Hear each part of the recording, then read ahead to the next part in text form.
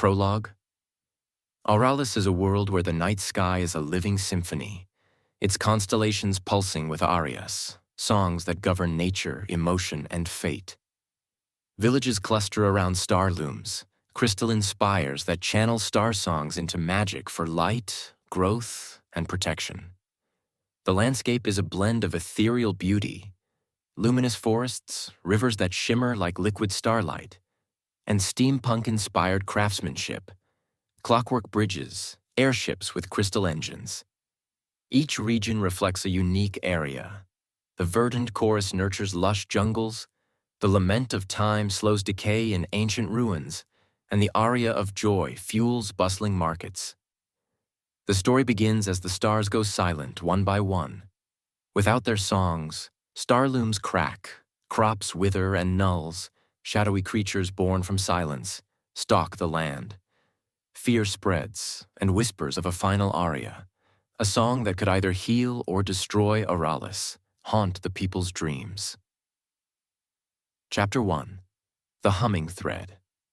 Sing, O heart, though shadows creep, for stars will wake from silent sleep. Liora Veyne's needle danced through the fabric, each stitch a tiny promise. The cloak on her lap was nearly done, its hem embroidered with silver threads that caught the glow of Lumivali's star loom. The crystal spire loomed outside her grandmother's shop, its facets pulsing faintly like a heartbeat made of light. Liora hummed as she worked, a soft melody she couldn't place, its notes curling through her like a breeze. She didn't notice how the star loom's glow flickered, just for a moment, in time with her song. "Stop that noise, girl," Grandmother Veyne muttered from the counter, her spectacles glinting. "You'll scare off customers." Leora's cheeks warmed. She clamped her lips shut, the tune fading into her chest. Her voice was nothing special, too thin, too wavery, not like the bards who sang at the market or the Starweavers who wove the sky's songs into magic. She was just a seamstress, 16 and unremarkable, her world no bigger than this shop and the village beyond.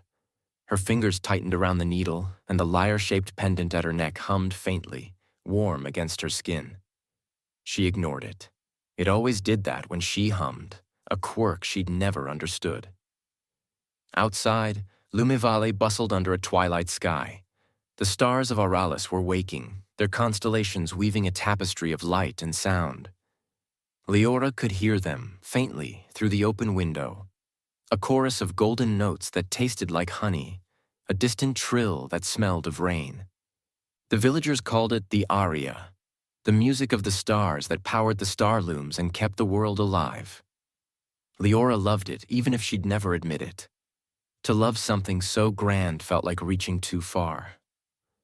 She glanced at the star loom again, its crystal spire rising above the rooftops. Mira, her best friend, would be there now, tuning her lute in the temple's shadow. Mira always said the star loom song was loudest at dusk, when the aria of growth made the fields bloom. Liora smiled, imagining Mira's auburn braids bouncing as she strummed some new half-finished ballad. A shadow passed over the window. Leora's needle paused. The air felt heavy, like the moment before a storm.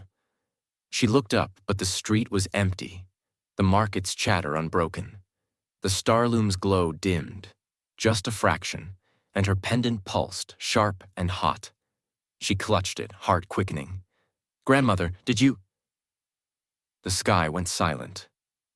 It wasn't just quiet, it was wrong. The aria vanished, leaving a void that pressed against Leora's ears.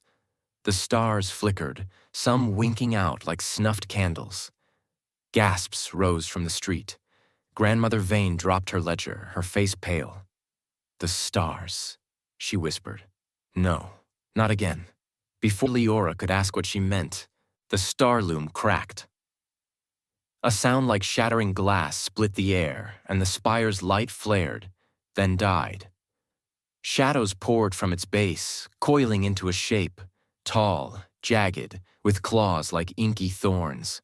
Its eyes were voids, and its presence was silence, a hungry absence that swallowed sound. "A null," Liora had heard stories of them, monsters born when the stars fell quiet, but they were myths, not real, not here. Screams erupted outside. The null lunged, its claws raking the cobblestones, and villagers scattered.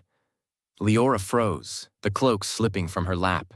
Her pendant burned against her chest, and that melody, the one she'd been humming, swelled inside her, desperate to escape. She didn't know why, but she opened her mouth and sang. The notes were clumsy, trembling, but they were hers. Light burst from her pendant, threads of silver starlight weaving into a shimmering wall. The null's claws struck it, and the creature recoiled, hissing, a sound like tearing cloth. Liora's voice faltered, the light fading, but the null retreated, melting into the shadows. She stood, trembling, her throat raw.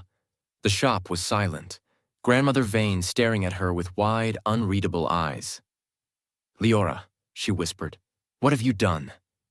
Footsteps crunched outside. A boy stepped into the doorway, lean and sharp-featured, his dark cloak tattered. His gray eyes flicked from Liora to the street, where the null's claw marks smoked. A carved flute hung at his belt, its wood scorched.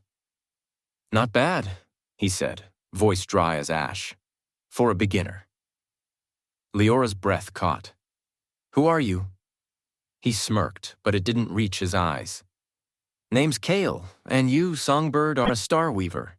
He nodded at the fractured star loom, its crystal dark. "Which means you're in over your head." The pendant hummed again, and Liora's gaze lifted to the sky. Stars were missing, their absence a wound in the night. Her voice, small as it was, had stopped a monster. But the silence lingered, and deep in her bones, she felt it.